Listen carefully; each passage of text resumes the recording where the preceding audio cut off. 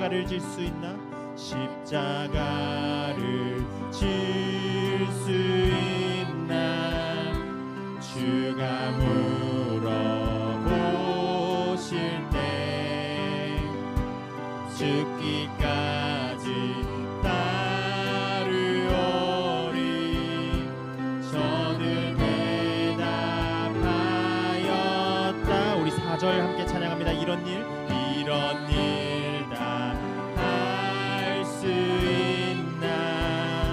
주가 물어보실 때 용감한 자 옛날처럼 선뜻 대답하리라.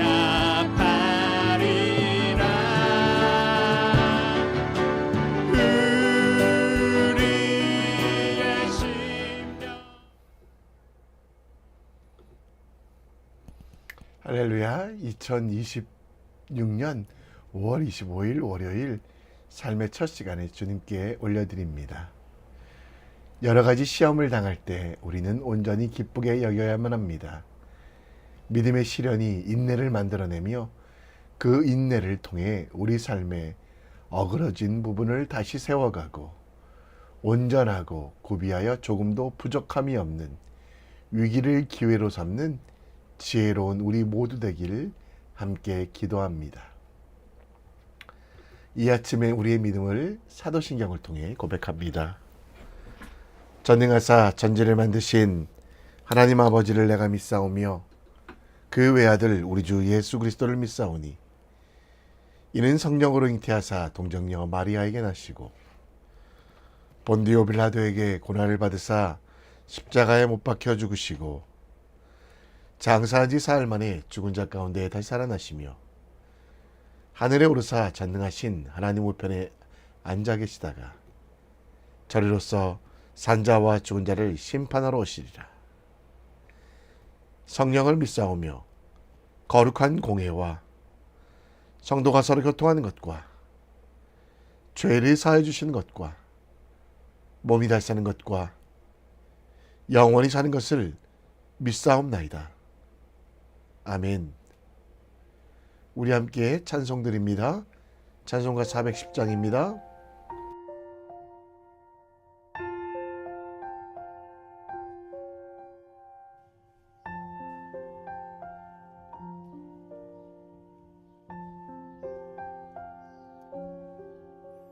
내 맘에 한 노래 있어 나 즐겁게 늘 부르네. 이 노래를 부를 때에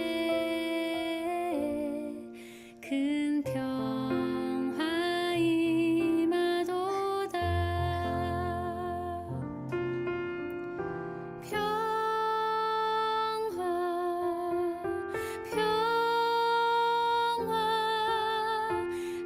하나님 주신 선물 그 놀라운 주의 평화 하나님 선물일세. 주 십자가 지심으로 날 구원해 주셨으며 주 예수님 고난받아 나 평화 누리도다.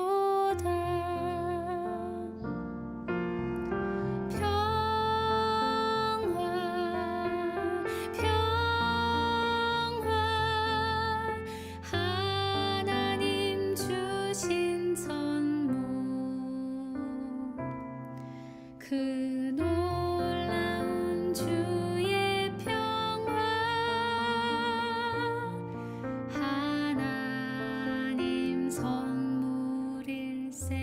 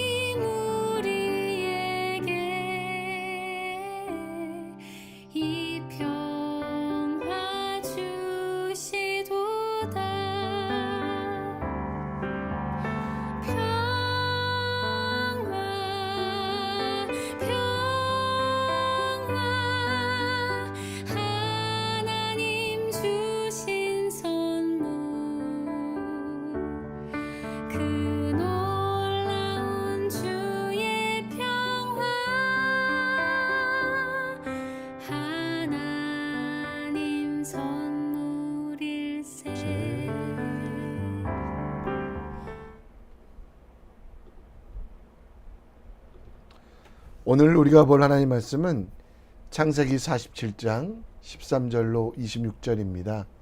함께 읽겠습니다.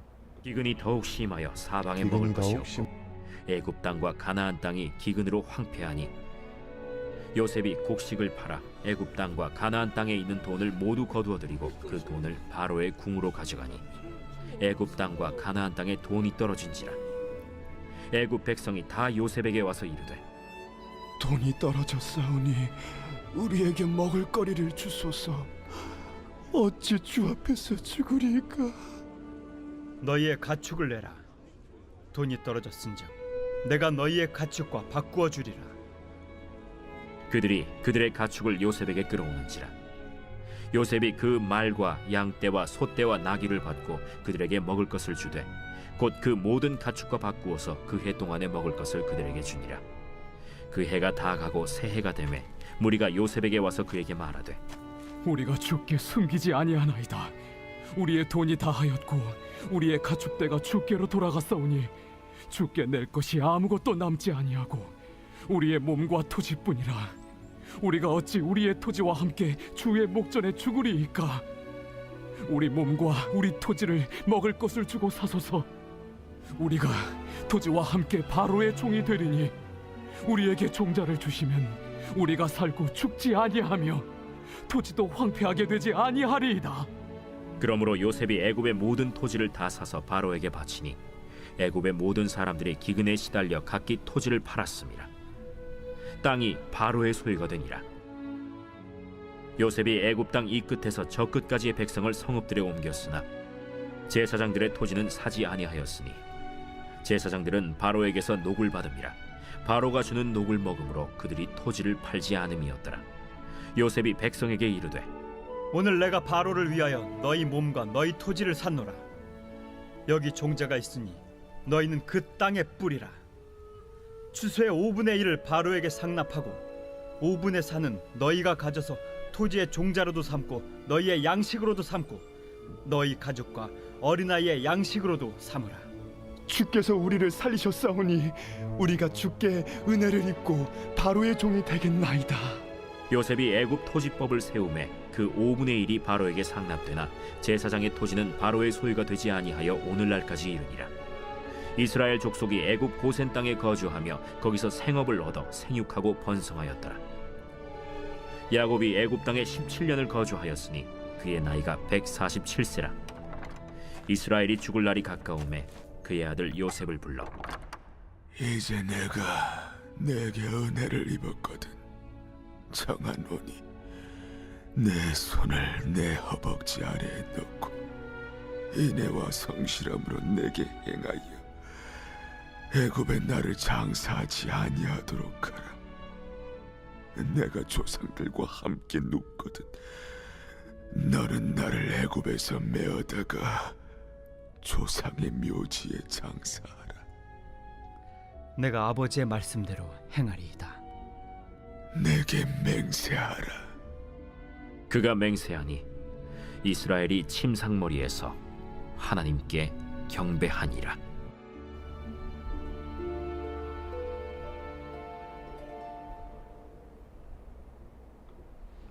아멘.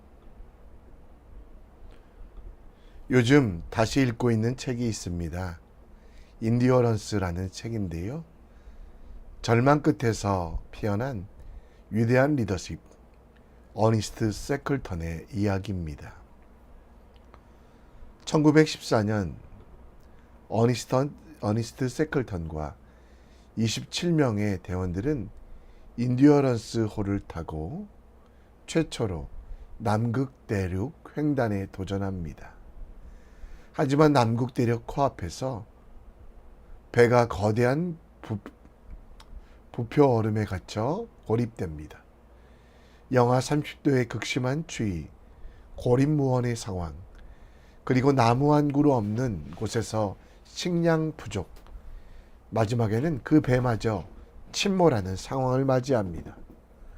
하지만 그 위기 속에서 세클턴은 남극 대륙의 정복이 목적이 아니라 그와 함께한 27명의 선원들의 모든 이들의 생존을 목표로 바꿉니다.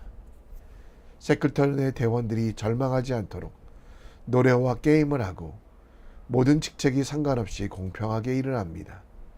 결국 634일째 세클턴과 그의 선원들은 전원 생존하고 이후 어떤 탐험가보다 기억에 남는 사람이 되었습니다. 위기를 생존의 기회로 만든 세클턴의 지도력과 함께 참아낸 대원들의 모습은 지금도 많은 이들이 배우려고 합니다. 창세기 47장 1절에서 26절은 요셉의 가족이 이집트 고센 땅에 안착하는 과정과 기근 속에서 이집트를 다스린 요셉의 탁월한 경제정책을 다룹니다. 요셉은 형들과 아버지 야곱을 바로 왕에게 소개합니다. 바로는 야곱의 가족들을 환대하며 목축에 가장 좋은 고센 땅에 머물도록 허락하고 야곱은 바로를 축복합니다. 기근이 심해지자 요셉은 치밀한 국가 정책을 펼칩니다. 백성들의 돈과 가축을 거두어 양식을 공급하고 결국 그들의 토지까지 국가 소유로 사들여 이집트 왕정을 강화합니다. 단 제사장의 토지는 신성시되어 그대로 유지되었는데요. 요셉은 백성들에게 종자를 나누어 주며 수확의 5분의 1을 바로에게 세금을 바치고 나머지는 백성의 목으로 삼는 법을 제정하여 극심한 위기 속에서 이집트 전 국민의 생명을 보존합니다. 세상을 살아가다 보면 우리 삶에 어려움이 찾아옵니다. 그러나 그 어려움과 시험에 대하여 온전히 기쁘게 여기고 이 믿음의 시련이 인내를 만들어내는 줄 압니다. 인내는 위기 속에서 기회로 만드는 것, 또 더 많은 것들을 채워가기 위하여 우리 인생의 그릇을 넓혀가는 것, 그리고 마지막 온전하고 부족함이 없도록 하는 준비라는 것. 오늘 우리 속의 위기와 어려움을 인내로, 그 인내를 통해 축복으로 바꾸는 지혜가 무엇인지 함께 묵상해 보겠습니다. 본문 13절에 보면 기근이 더욱 심하여 사방에 먹을 것이 없고라고 합니다. 애굽과 가나안 땅의 기근으로 황폐해졌다고 합니다. 사우디아라비아 지역에서 불어오는 동풍, 건조하고 강한 바람이 곡식을 먹어버렸습니다. 또 동풍과 함께 온 메뚜기가 남은 곡식도 상하게 했는데요.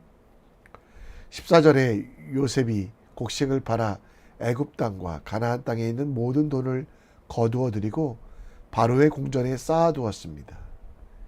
그런데 위기는 여기서 끝나지 않습니다. 15절에 보면 애굽 땅과 가나안 땅에 돈이 떨어졌을 때 다시 사람들이 찾아와서 주 앞에서 죽으리이까 하는 요청을 합니다. 이에 요셉은 16절에 그들의 가축을 가져오라고 합니다. 풀 한 폭이 나지 아니하는 상황, 동풍으로 모든 곡초지대들이 말라버린 상황 속에 애굽 사람들에게 가축은 필요 없었습니다. 그래서 가축과 곡식을 바꾸어 주겠다고 이야기하고요. 가축으로 곡식을 샀지만 1년 정도의 음식밖에 없어서 결국 18절에 그들의 상황을 이야기합니다. 바로 땅을 바치겠다라고 하고요. 그때 가축뿐만 아니라 땅도 모두 다 소유하게 되었고요. 결국 백성들의 목숨을 사고 또 그들의 땅을 사서 고대 제국 이집트를 완성하게 됩니다. 이전에는 비교적 수평적인 관계였던 왕과 백성의 관계를 군신의 관계로, 왕과 신하의 관계로 만들어버렸습니다. 또 독장들이 소유했던 땅도 파라오가 소유하게 하여 모든 영토는 왕의 것이 되게 하고 백성들은 그곳에서 왕을 위하여 농사를 짓게 했습니다. 23절 말씀에 보면 요셉이 백성들에게 그 몸과 토지를 샀다고 이야기하는데 종자를 나누어주며 땅에 씨를 뿌리고 농사를 지으라고 합니다. 결국 24절에 추수의 5분의 1을 바로에게 상납하는 과정, 세금을 내는 과정, 기근이라는 어려움 속에 미리 대비했던 요셉은 이집트라는 제국을 만들고 죽어가는 이들을 살리는 기회로 삼으며 또 그 하나님의 지혜가 얼마나 위대한지를 세상에 보여주었습니다. 요셉은 기근이라는 어려움을 기회로 만들어냈습니다. 어쩌면 망할 수밖에 없는 애굽을 다시 재건하고 가장 강한 나라로 만들었습니다. 기근이라는 위기 그리고 지방, 토 세력 등의 위협을 오히려 기회로 만들어 제국으로 만들었는데요. 수많은 약점이 있었지만 하나님께서 주신 지혜로 그 약함을 강함으로 만들어내는 놀라운 일을 합니다. 고린도후서 12장 9절에서 10절에 보면 바울 사도도 고린도 교회 성도들에게 약함을 강함으로 만들었다라고 이야기합니다. 우리도 마찬가지로 약함을 강함으로 만들어야만 합니다. 우리 속에서 능력과 궁핍 그리고 박해와 권고가 우리 속에 있지만 그러한 약함을 강함으로 만들려고 합니다. 그러면 어떻게 그 약함을 강함으로 만들 수 있을까요? 고린도후서 4장 7절에서 9절에는 우리 속에 있는 질그릇 곧 심히 큰 능력이 하나님께 있음을 인정하라고 합니다. 그리고 우리는 질그릇과 같이 부족한 존재, 깨어지고 상해야만 우리 속에 그리스도가 나올 수 있음을 기억하며 위기가 찾아올 때 내 자신은 내 자아는 깨고 하나님만 의지하는 삶이 우리 속에 위기를 기회로 만들 수 있음을 이야기합니다. 우리의 꿈도 하나님의 꿈이 되도록 더욱 깊이 하나님을 알아가며 우리의 모든 풍요 속에서 교만하지 않고 겸손히 하나님의 뜻을 구하며 어려움 속에서도 연단의 과정을 거쳐 순금이 되게 하실 하나님을 신뢰하며 나갑시다. 본문 21절 말씀에 보면 요셉이 애굽의 모든 땅에 백성을 성읍들에 옮겼다고 합니다. 곧 애굽의 모든 토지와 성들을 정리하여 왕의 토지로 만드는 위기를 봉건제로 만드는 기회로 만들었습니다. 그런데 22절에는 제사장의 토지는 사지 않았다라고 이야기합니다. 이 이야기는 26절에도 반복되는데요. 제사장들이 바로에게서 녹을 받기 때문에 그 주는 녹을 먹음으로 그들이 토지를 팔지 않았다라고 합니다. 요셉이 애굽의 토지법을 세우며 그 5분의 1이 바로에게 상납되나 제사장의 토지는 바로의 소유가 되지 않고 오늘날 곧 이 출애굽기가 기록된 모세의 때까지 이르렀다라고 합니다. 왜 이렇게 두 번이나 제사장의 토지를 사지 못했음을 이야기할까요? 또 창세기를 기록한 모세 때까지 문제가 되고 있던 것은 무엇일까요? 그 이유는 요셉의 경제정책에서 제사장의 토지를 남겨둔 것은 후에 애굽의 역사에서 왕권을 뒤흔들고 나라의 운명을 바꿀 거대한 부메랑이 되어 돌아옵니다.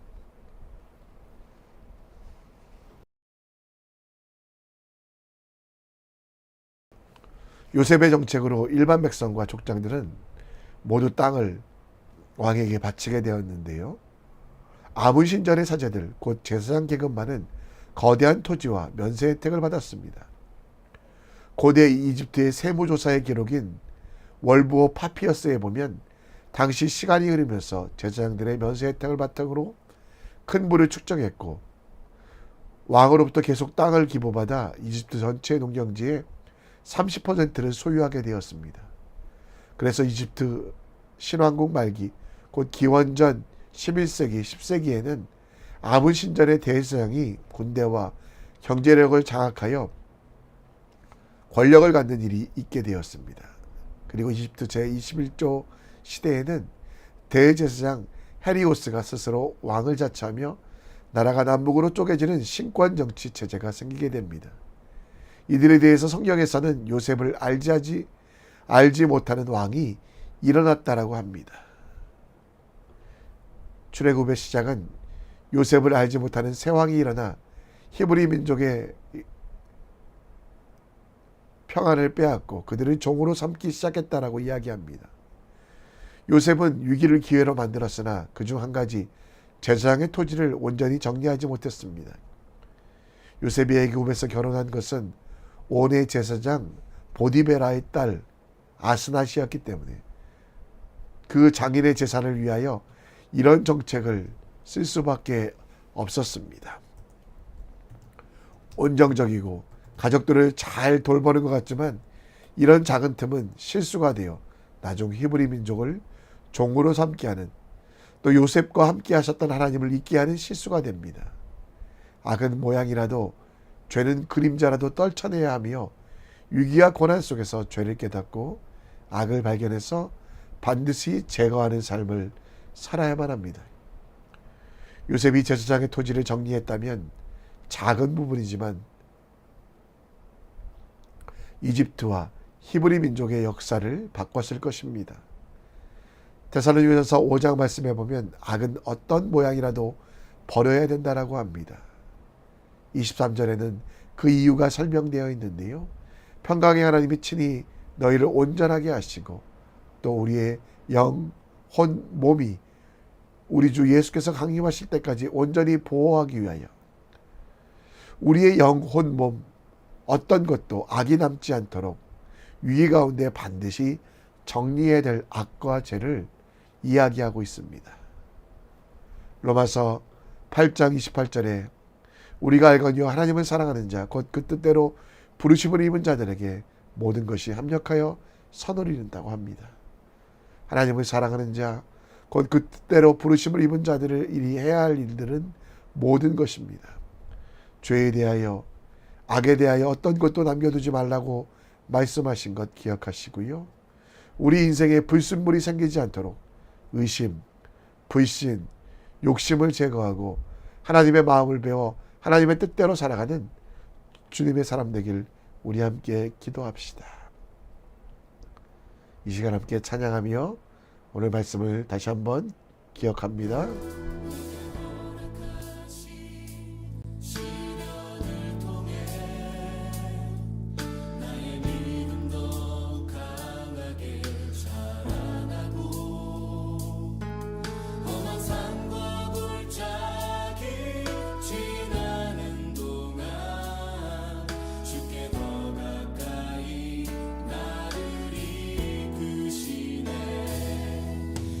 경시 형이